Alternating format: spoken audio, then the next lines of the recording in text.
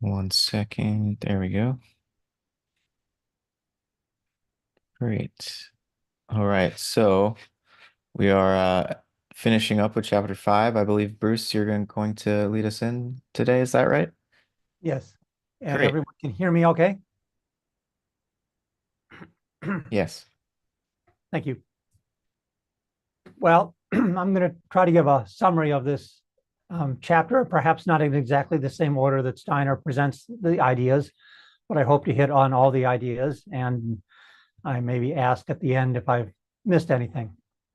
So this the end of this chapter is really about the meeting with the guardian in its two forms, which he calls the double at first, and then the greater, and then the guardian, and then the double, and then the greater guardian by the end of the chapter, and then another name at the very end.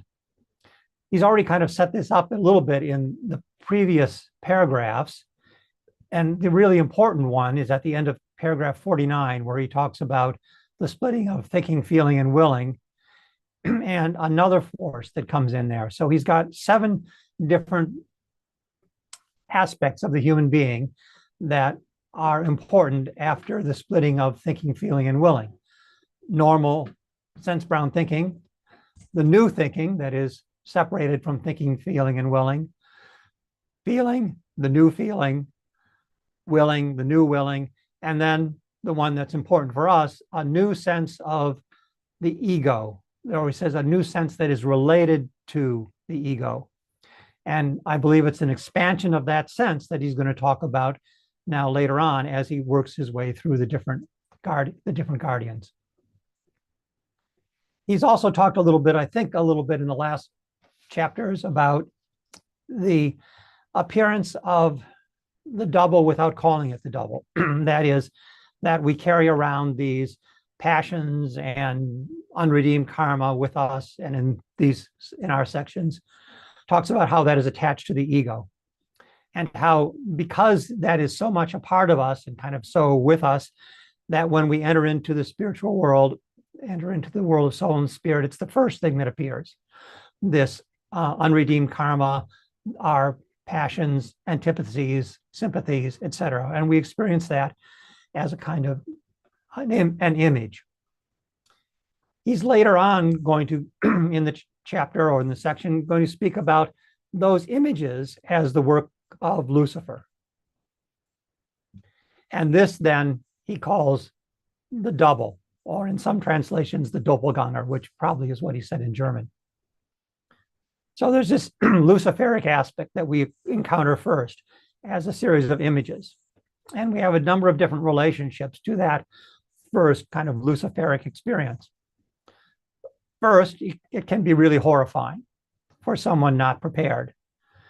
But he emphasizes a number of times that the training that he suggests prepares one for the meeting of this double, and that it would not be quite as horrible when one is correctly prepared, as he says, the training, real occult training, implying the training that he's talked about in this book, prepares one for it. There's another aspect to the double, which now starts to be called the guardian, and that's going to be this harmonic aspect. And this is the aspect that shields us from a perception of the spiritual worlds, from the world of soul and spirit. This aspect, this second aspect, appears in a slightly different phase as after we have met the first aspect of the garden, the first aspect. So we kind of are working through this first aspect of the guardian, of looking at our double, looking at all the unredeemed parts of us, and we have to meet that in some way from ourselves. And we meet it out of a growing sense of this other ego, of this newly born ego. So that a fight, almost, he describes it as a fight, comes about through the double, which tries to keep the upper hand, stay as you are, fail, problems and all, passions and all. That's a world stay there, with the meeting of this newborn ego that is kind of fighting against that. And so as those things are playing out, the guardian starts to transform. Now, I have skipped a little bit here. I didn't talk about his initial presentation of what he will call the guardian, and that is this feeling of shame. So he initially, in the first part of this section, he talks about a feeling of shame that we have when we are confronted with some character flaw that we are not able to change in this lifetime. And our tendency is to hide it. Now, not sure that everyone's tendency is to hide it, but I certainly have met people where I would say their tendency is to hide that and to pretend there's no flaw there. And then he says that there's a deeper meaning of that shame, or a deeper aspect of that shame that shields us from the experience of the soul, rural soul and spirit. And so it's a bit of an extrapolation to say that that is an Ahrimanic force working within us, but it's consistent with his talking about, but that interpretation is consistent with his talking about the origin of the blockage of the spiritual world with Ahriman. That's a function of Ahriman, and what he calls then the greater guardian. So we have the lesser guardian, or the double, appearing to us first. We start to work through that with this sense of a newborn sense of our ego, a kind of a different ego that's penetrating into us. That sense of the newer ego strengthens as we become able to confront ourselves, confront the Luciferic aspects of ourselves, and it begins to transform into what he calls the greater guardian. And the greater guardian also is related then to this blockage of the experience of soul and spirit.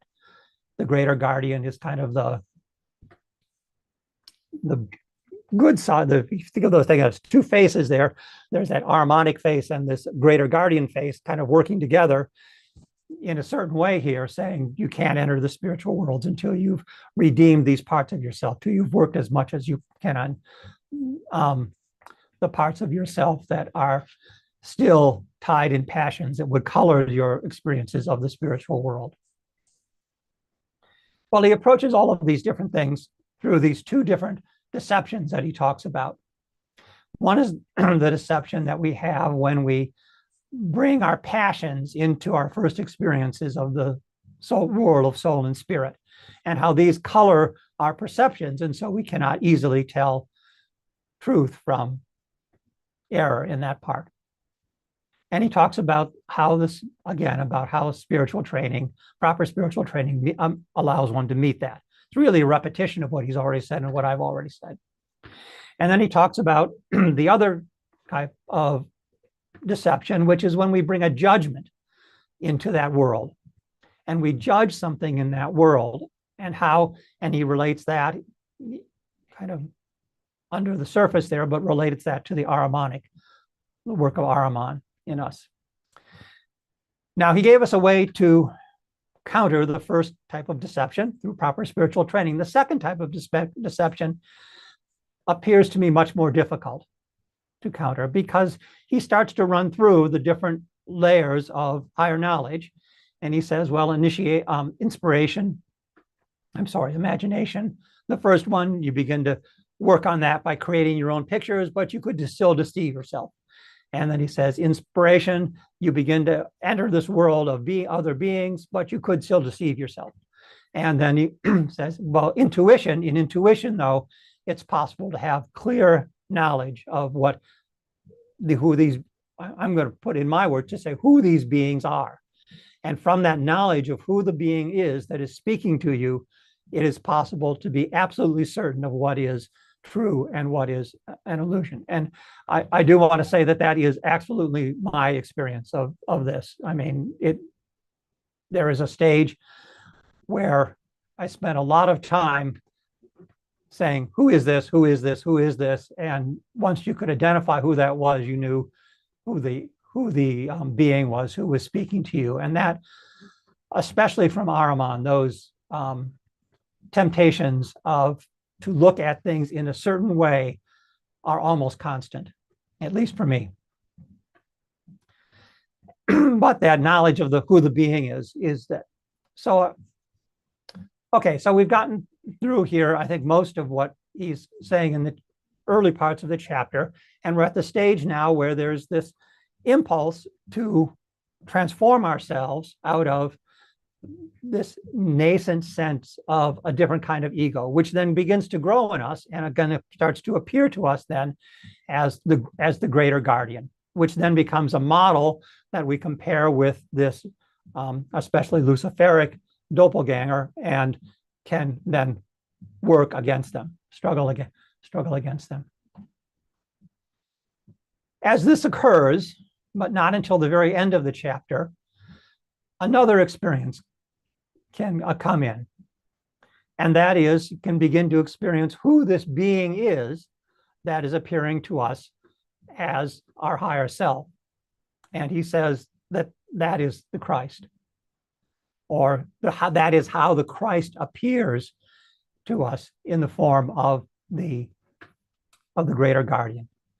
And I can say a word or two about that out of my own experience before I go on and summarize the last 2 points, I think, of the chapter. And that is a very good description of my own experience of this, experiencing, and there is one other thing I wanted to add. Experiencing the greater guardian was very definitely for me an experience of the Christ coming towards me. Both myself and Christ. Almost impossible to tell the difference between. And very much related, and I wanted to mention this because very much related to Lorenzo's comments about the future, that experience was very definitely coming from the future. It was something that a very strong impression of something coming from the future at the same time. So near the end of the chapter, he then kind of summarizes he starts to talk about 2 more stages beyond this, really 3, but he only goes into any detail about 2. One after intuition. He speaks about beginning to see the connection between the microcosm and the macrocosm. And in fact, in other places where he talks about this stage and about exercises that would be given to the student at this stage, he says the teacher might give exercises where the student were directed to meditate on or pay attention to certain parts of the body and see the connection, learn to see inwardly the connection between those parts of the body and the macrocosm.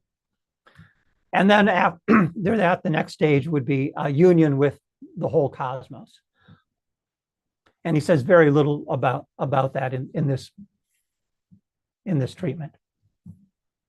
So that gives us then his 7 stages or parts, which he then will say are not necessarily stages. They don't have to go in exactly this order, or you can complete ones partially and then go on to other ones, etc. Even do exercises for others before you've fully experienced one. And those are study is the first one, especially he would say study of the results of spiritual science, and then imagination, inspiration, intuition, the correspondence between the microcosm and the macrocosm, merging with the macrocosm in some sense, but he's very clear to point out this is not a merging where you lose yourself. It's a merging where you retain a sense of yourself. And then the 7th one, which he lists but says nothing about, is just applying all of these kind of as a healthy way of moving between the different realms. So I think it's important, even though it says little about that. You can move between these different stages of consciousness very fluidly. And so at one time, something may appear in imagination, and at another time through intuition, etc. And you shouldn't think like, okay, intuition, I'm done with imagination. It's a fluid movement between them. And then his very last point that he said, I guess there's 2 things. One was a little earlier in the chapter, but that he says that these experiences will appear differently to different people. You shouldn't expect them to be all exactly the same. I've thought a lot about not just that statement, but a lot of Steiner's statements, and I'm trying to understand them. What he's saying is kind of archetypes, and they can be taken as archetypes, his statements. But then he says things like this, which is very in what I've just said, things like these are not going to apply in the same way to different people. Um, I find that very true from my experience. And so, anyway, you have that contrast. Are they archetypes, or are they what is he doing exactly? Giving you an example, perhaps. Is it just one example he's giving, or is it really some kind of archetype that he's giving, given the fact that different people will experience these things in different ways? And then he ends by saying these paths are the right way for presently constituted human beings. And I would probably say for presently constituted human beings in the West, or people who have been strongly influenced by Western approaches to philosophy and thinking and things. And that's really a lot of the world right now.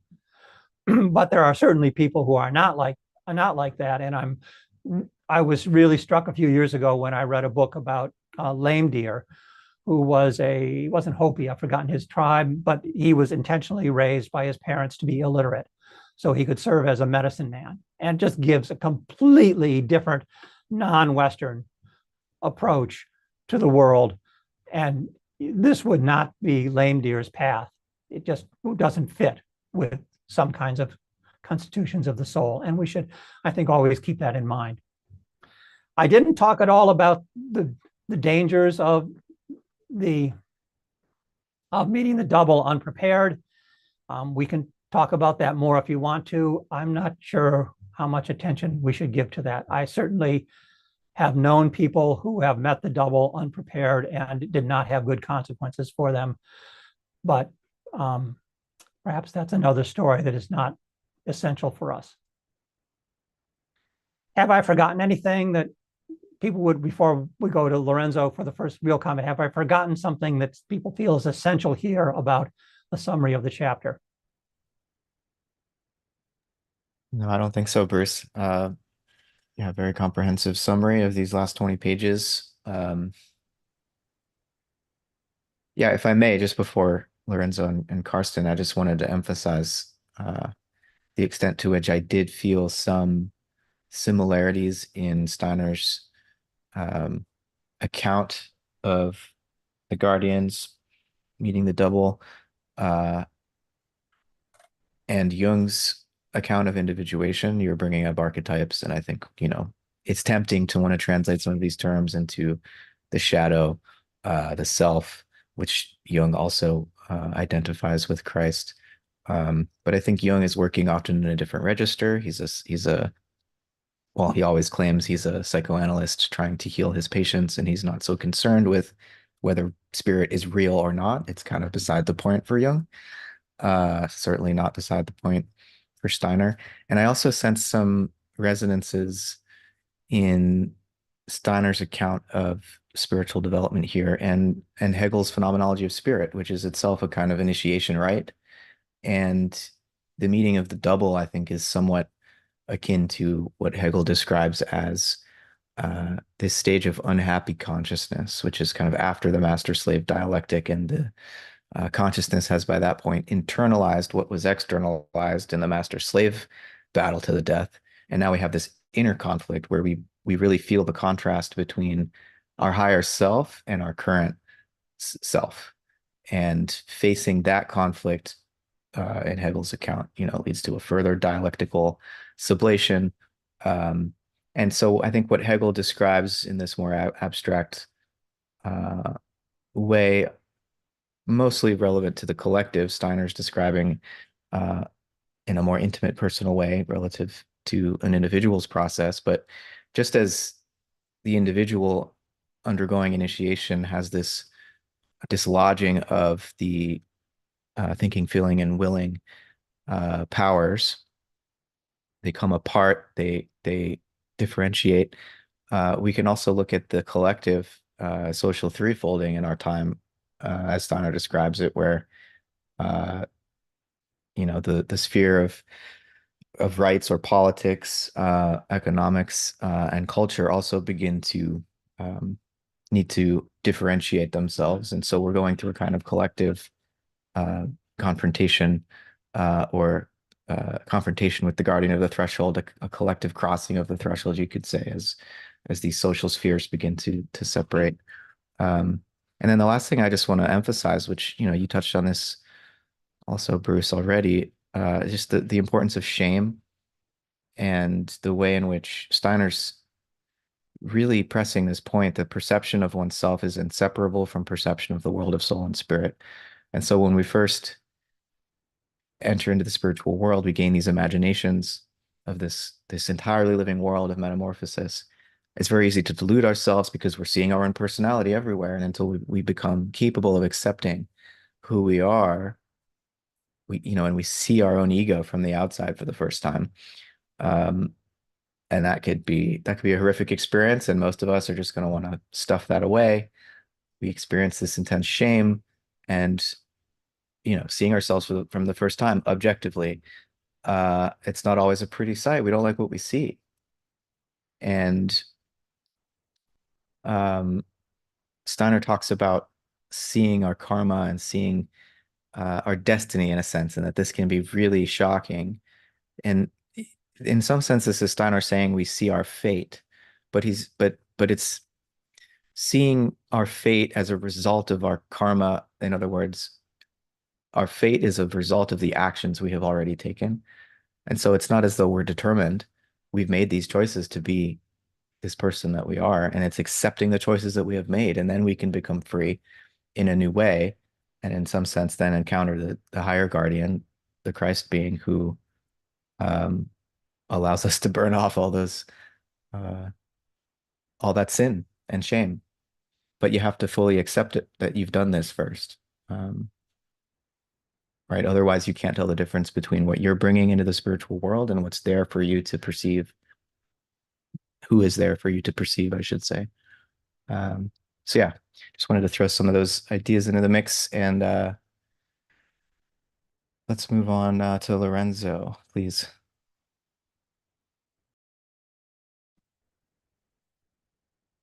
Thanks, Matt. Hello, everybody. Yeah, I just had a brief question for Bruce regarding.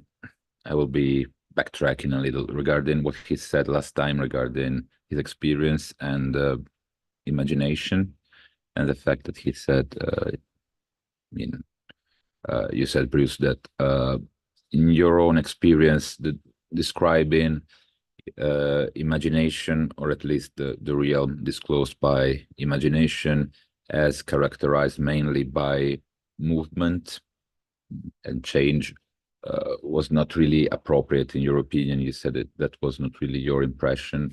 So I wanted to ask you to expand a little on that. Maybe I will say something more going on with the session, but before that, I wanted to hear from Bruce about that a little more. Thank you.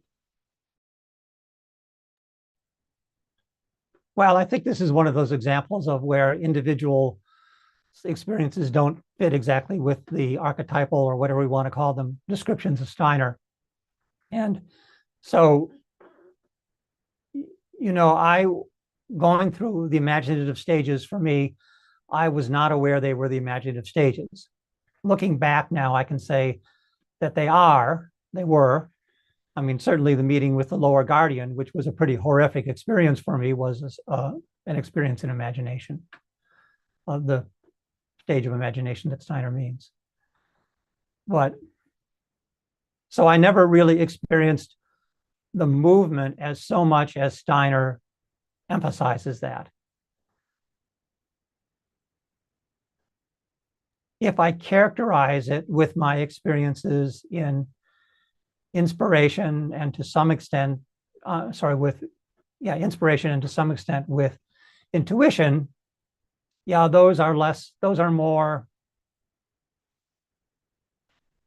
star-like, less changing. And so in comparison to those, you could say there's movement there. So it may just be that I don't understand what Steiner means by movement because of peculiarities of my own path through this. I wouldn't have normally described it in that way. my very first experiences with anything that was non-physical was as movement, not even movements, but I'm going to call it movement now, but I don't know what to call. I wouldn't have called it that at the time. There was something that hovered over the trees. There was something that all, and I went to the tropics as a young graduate student, and I could see this thing that was over the trees. It was expanded. Just, you know, in Michigan, it was kind of hovering around the areas, and in not very high above, and in the tropics, it was just up to the sky. It was just everywhere. I mean, those were some of my very first experiences. Is that movement? I, I mean, maybe that's what he means by it.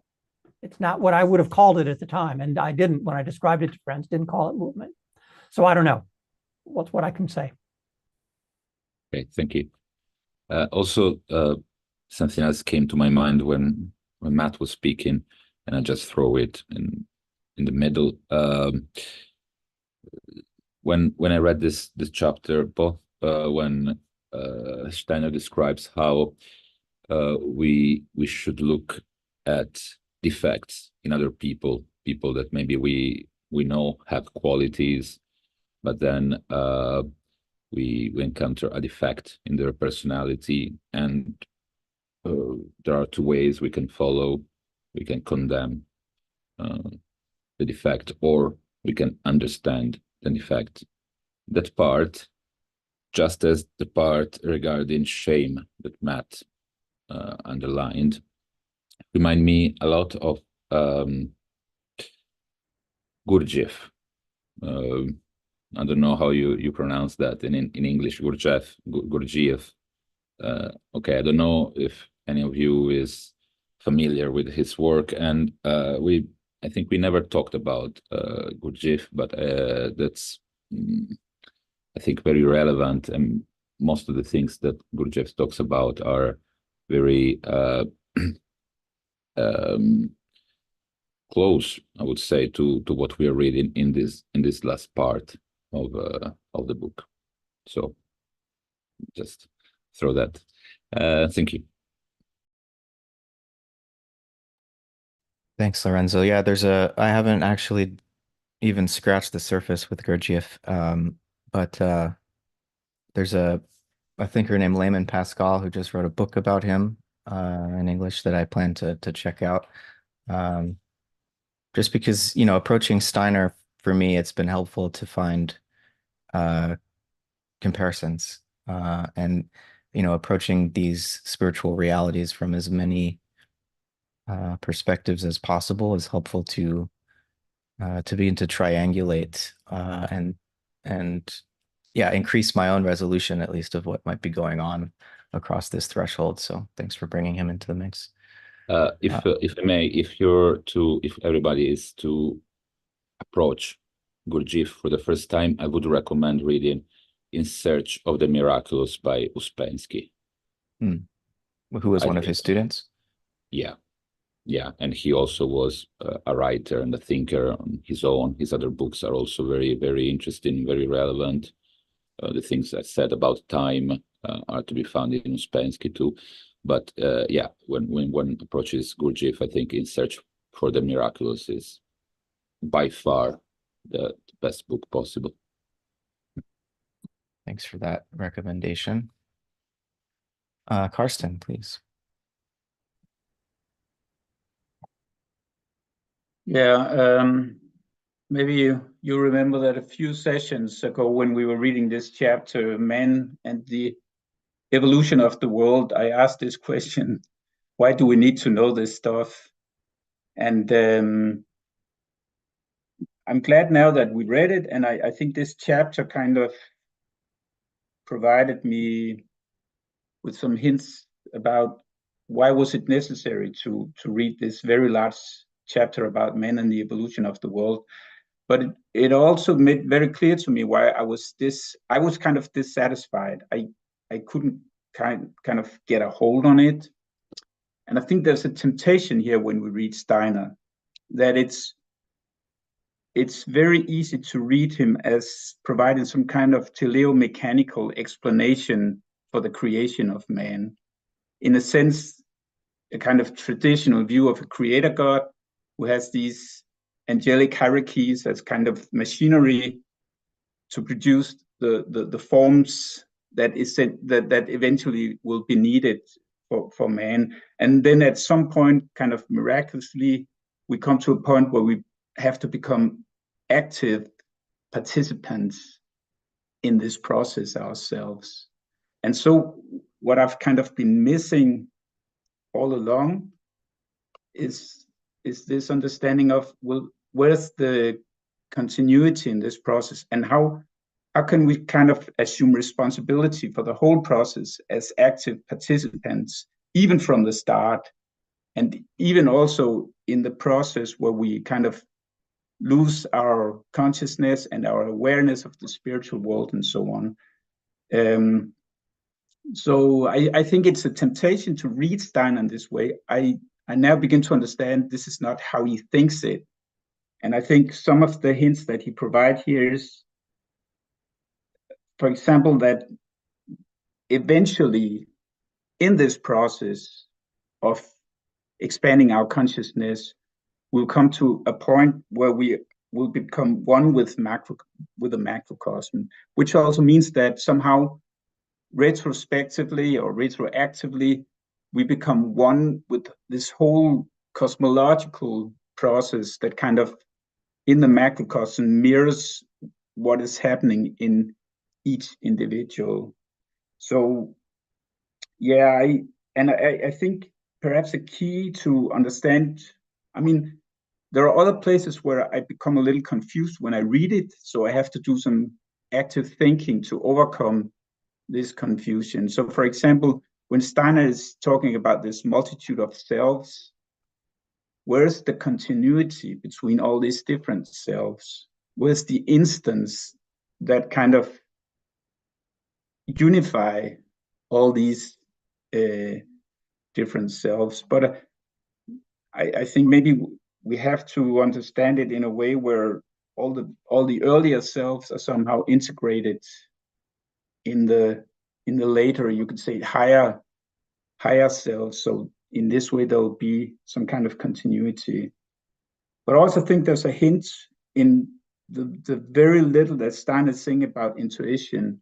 I remember from reading Philosophy of Freedom that Steiner in one place says about intuition that it is to thinking what perception is to that which is perceived, to the perceptual, the outer world. So intuition is to thinking. It's a kind of perception. And I found other quotes by Steiner where he talks about intuition as not being thinking about thinking, but the ability to perceive the activity of thinking kind of immediately, or being at one with this, kind of being with this activity that produces, say, observable phenomena and ideas. And also in some place he's talking about, and he's making this comparison where in Goethe's phenomenology, there's this study of all the different plants, which eventually come to this plant that will contain all plants, the Urphänomen. And Steiner is also talking about in the perception of thinking or ideas, we come to this point where we perceive the idea of ideas, the ultimate idea, you could say, that will produce all different kinds of ideas. So it's like I get this feeling that the kind of path you have to take to acquire this kind of continuity with the whole process and being at one with the whole process is to become perceptive of this activity, the productive activity that kind of is, yeah, it's in a sense, it's a silence that is at the same time an extreme form of activity. Yeah, all this might be a bit unclear, but I'm trying to find words here. But so just to summarize, I've had difficulty reading this stuff because I've been missing out on this kind of instance that one makes me a participant in the whole process, allow me to assume responsibility for what has happened so far, and also here there's a moral responsibility and a freedom and an active principle that must be inherent not only in the creator but also in that which is created, that which ultimately will become the human being. And also I've had difficulty in finding out when we're talking about all these different selves, how Steiner kind of linked them together as a continuous whole. Yeah, I think this is it. Thank you, Karsten. Two things quickly. Appreciate what you shared there, and the way that the continuity of these different selves is achieved, where the highest self sort of contains the earlier, transcends and includes the earlier selves, let's say, and that being something like the Erbpflanze, the archetypal phenomenon in the plant, but the human form of that. Steiner actually suggests something like that on the last page of chapter 5 when he talks about how after we come to know the beings through whose cooperation the world which man belongs to has been called into existence, then too he learns to know himself in his own archetypal form as a soul and spirit being in the world of soul and spirit. So I think you're articulating that quite well.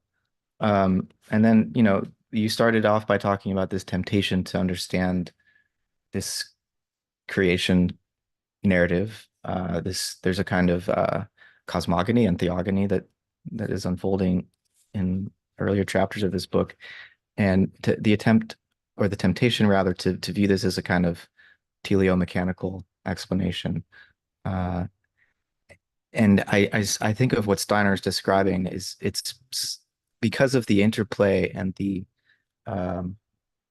cooperative and sort of reciprocal process of co-creation that's always underway here, whereby, yes, the angelic hierarchies are, raying something down to the human through these different, as the human takes shape on different planets, but there's also something reflected back to each of these angelic beings that elevates their consciousness. And so who's creating who here?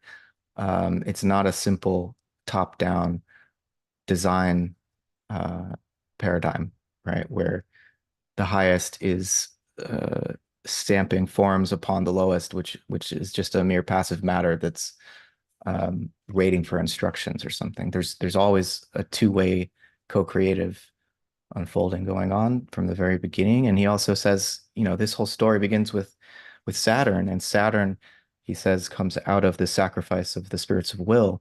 And he indicates that the spirits of will have gone through their own evolutionary process that we're not even going to talk about because it's too much.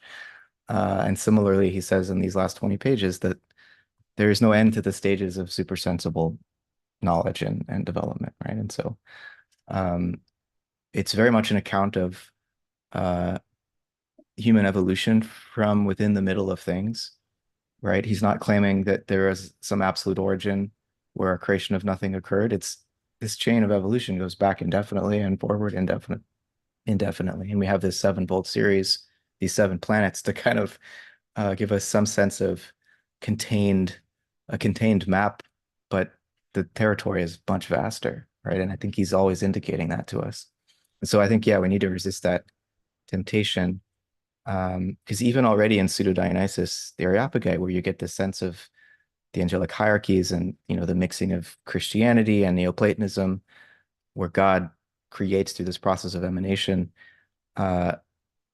Dionysus lays all that out. But then, of course, the other part of his of his mystical theology includes the apophatic and the sense in which, look, everything I have said is metaphor, is an approach to, but not it, right? Approach to the divine, but not it. And so we also have to unsay it all. And we just have to be in that cloud of unknowing and not think that this orderly arrangement of divine emanation is the truth. But, even there, because Steiner is interpreting the angelic hierarchies in an evolutionary way, even though he's giving us this account in terms of these pictures that he says we'll probably misinterpret because we're so used to thinking in terms of concepts derived from the sensory world, and this is not the sensory world. He wants us to take this narrative seriously as a hint, as a lure to guide our thinking until we can perceive these things for ourselves. But to throw it all into evolution, I think does lend itself to an even less there's even less of a sense in which this is a kind of design paradigm creation from nothing story. You already move away from that with the mix of Neoplatonism and Christianity because of the emanationist scheme. But once you get evolution in the picture, I think it's much more like a process of self-organization than it is a potter sculpting clay, is how I would put it. So, Angus, please.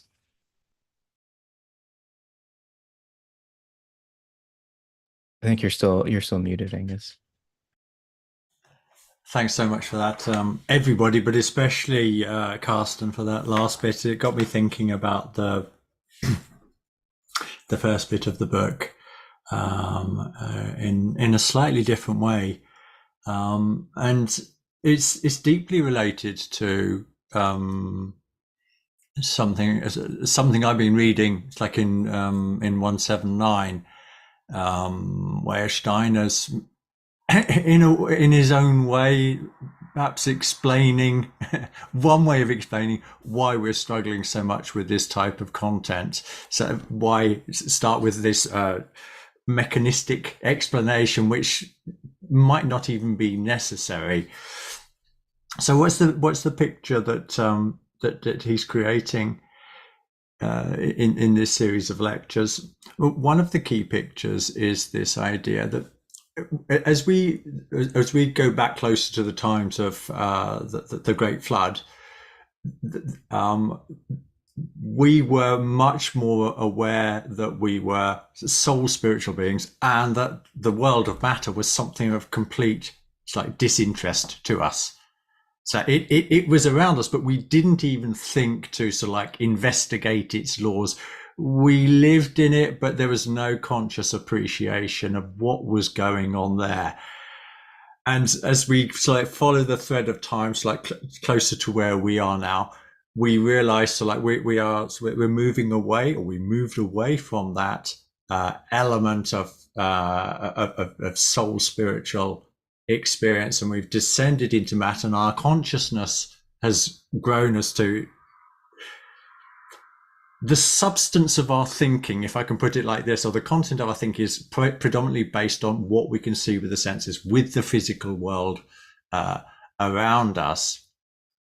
And he describes how that what we are slowly waking up to is this fact that we're having to do this reverse journey, that we descended into matter and we've completely forgotten what it's like to be a soul spiritual being. And when I was listening to Carsten, I was thinking in terms of this mechanical explanation, it's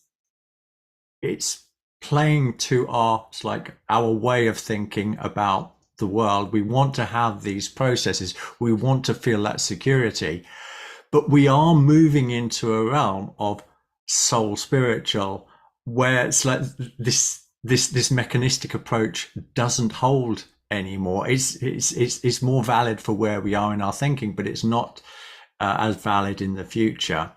And what in 179, he's talked specifically about we are waking up to living in the realm of thinking. It's like the substance that is actually we are living in, we for example, we all know that we live in a world of sound, and we all know that we live in a world of matter. We're conscious of them. And what we're slowly doing is waking up to this environment around us, which is soul, spiritual beings in thinking. And that's what we're waking up into. And in other lectures, he talks about how if when the Great Flood was it's like the initiatory moment for like starting this descent, and he talks about the period of about 1250 AD when you got Dante writes Divine Comedy shortly after. You've got Thomas Aquinas, it's like writing, it's like doing this whole thing with scholasticism.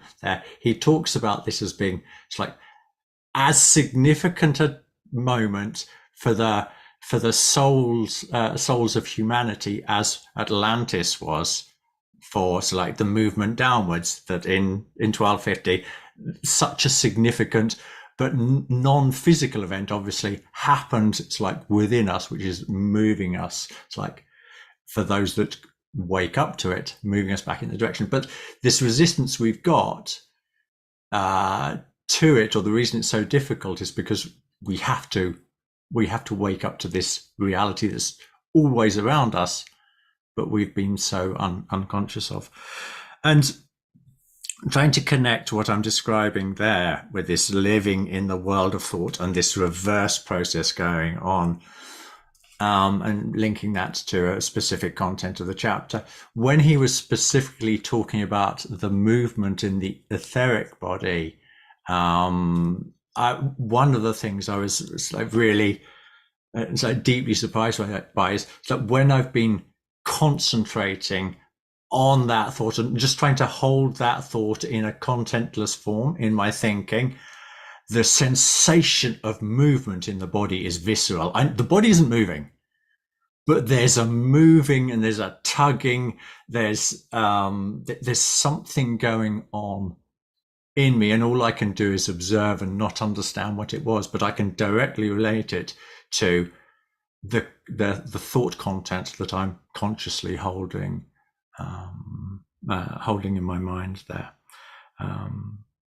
Yeah, that's what I wanted to share with people.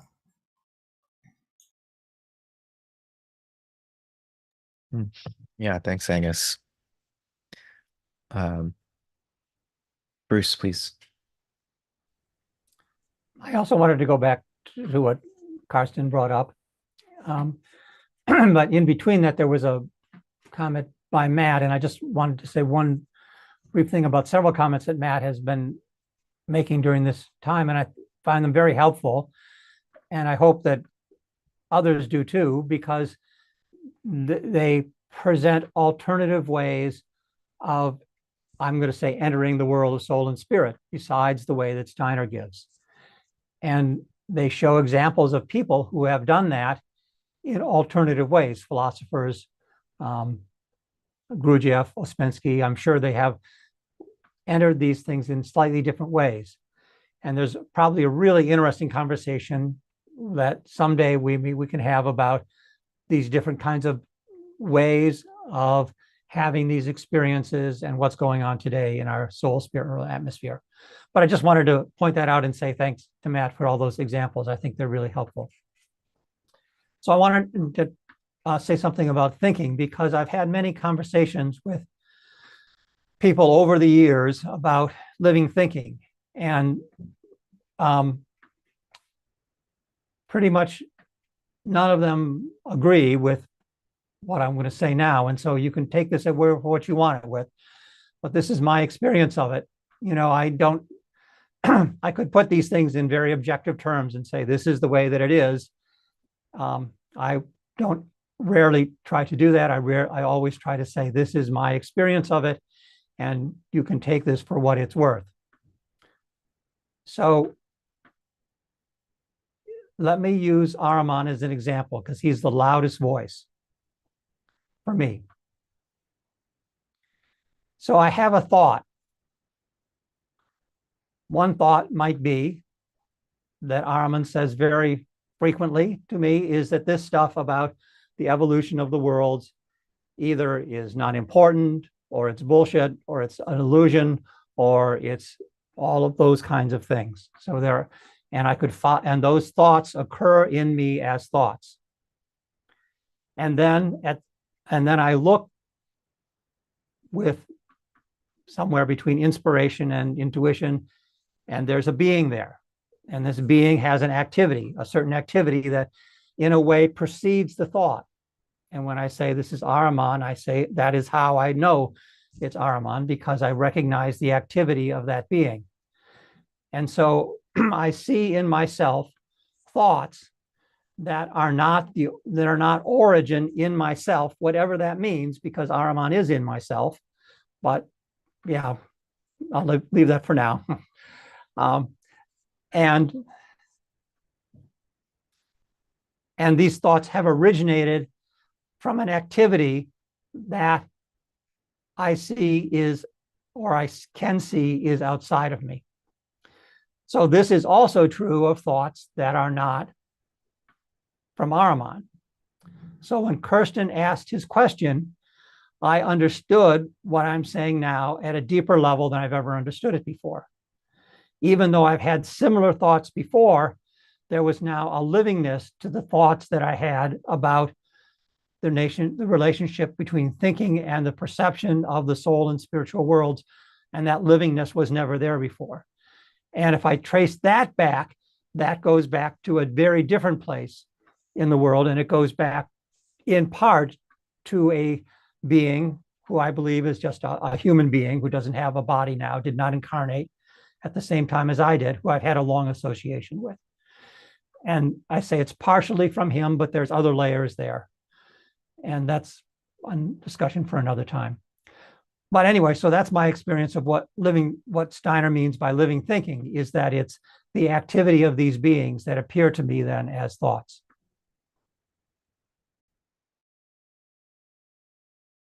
Very interesting, very helpful. Thanks, Bruce. Such a feast today. Rosemary, please. Thank you, everybody. Bruce and Matt and Angus. We've all been on a long journey. What always worked for me was documentation. Matt, you mentioned Cloud of Unknowing. You may not be aware that this was an anonymous Middle English document that I read when I was, maybe a sophomore in college. It was part of, the Survey of English Literature. And the poets, Blake, alive, because he had read Swedenborg, and Wordsworth, just tramping the hills and being one with nature and recording it all. And, these were fairly popular writers. Rilke is one of the most popular poets. He was beautiful in articulating his spiritual experiences. Rumi, I think, is the best-selling poet, Sufi mystic. So this, and somebody mentioned Henri Corbin, translated Ibn Sina and Ibn Arabi's angelic recitals. Paramahansa Yogananda's Autobiography of a Yoga was a bestseller when I was a kid, when I was in college. So there's all kinds of people who, at Gurdjieff, you mentioned Gurdjieff, spiritual seekers. This was a very good thing to be when I was growing up. And so I have wonderful thank yous to give. This book happens to be on my desk. It's called Toward the One. It was published by the Sufi Order of the West in 1974. Like 500 spiritual masters alive and publishing at that time. So I know it may not work for you to know that there were human beings who actually documented their experiences along these lines, but I just wanted to say thanks to all of them. And by the time I got to Steiner, I had absorbed all that. So I thought he had the most consistent continuity with all of that that I had studied earlier. Yeah, thank you, Rosemary. I mean, taking in all of this literature, and in addition to Steiner's account, you really get the sense that this process of encountering the guardians and crossing the threshold, it's kind of a natural human developmental process. It's maybe becoming less rare, and it's now and being recognized as more natural. And I think it's the reason that we have something like transpersonal psychology, and like there's a real effort to normalize this as much as we can in our default materialist civilization. But that doesn't make it any less dangerous. In some sense, normalizing it could increase the danger, because people think that all they have to do is run off the diving board, and without preparing really for the new kind of medium they'll be swimming in after they jump off, and then come all the delusions that Steiner's warning about. But so it's a double-edged sword, the way that this can be integrated more with our normal sense of what the trajectory of a human life is. Max, please. Hi, thank you, everyone.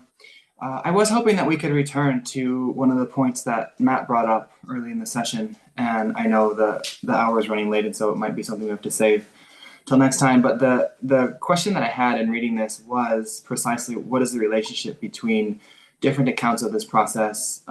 Matt brought up Carl Jung's notion of individuation and integration of the shadow, and the parallels and isomorphisms seem, they seem too uncannily similar to be talking about different things. Matt made a great point that Jung always he was more circumspect and hedged his bets and never claimed to be describing something. But at the same time, he definitely is describing something. We all recognize, well, anyone who pays attention can recognize the possibility for human beings to continue our development beyond where nature takes us. And we often people pretend as though there is a wide divergence of opinions on what that actually looks like. But I think anyone who pays attention can recognize it when they see it. And conversely, people who don't pay attention, their opinions don't matter that much about the issue. And so I take it that Steiner and Jung are to a large extent describing the same phenomenon. Of course, they have different concepts and prior understandings that are ready at hand for them to make use of when they try to make these descriptions. But that's I think this in a certain way sheds light on Steiner's point that, or Steiner's statement that to begin with, what we only see is ourselves. It's a perennial problem of describing some phenomenon is that different people are going to give different accounts, not because the phenomenon per se is different, but because we all have, again, different understandings, different concepts that are ready at hand. I think of Rosemary mentioned William Blake, and he has a great letter where he says something along the lines of, the same tree that can move one person to tears of joy is just an obstacle or stumbling block in the way of another. And it might be seen as timber or lumber for a lumberjack or a carpenter. It might be seen as some instance of a invasive subspecies for a biologist. It might be seen as like the handiwork of God that declares his majesty on this earth. Ostensibly the same phenomenon, and yet seen very differently. I just read the book of Job, and in the book of Job, it's a great example of somebody describing a situation like God's relationship to man, trying to conceptualize it in terms of like justice and debts and who deserves what. And one of the exciting features of the book of Job is it completely overturns that that conceptualization by the end. It's the same problem with the four gospels, how they are describing the same series of events, and yet they are riddled with contradictions between one another. But I guess my point is that's what we expect. And so the question is, how can we try to achieve, or like if we try to achieve consilience between what seem to be differing descriptions of something. Excuse me. I have to let the bird sing. That's the hour. Well, if we try to achieve that consilience, then I think we're, coming close, apprehending closer to the real phenomenon that we're all seeking to describe in various ways. So I hope that's something we can touch on at least next time. I was exceedingly curious about that question. Yeah, I mean, there's this sense in which the personal dimension, the individual, say, is so important for Steiner that even when we merge with the spiritual world, we're not in the macrocosm, we're not losing our individuated spirit.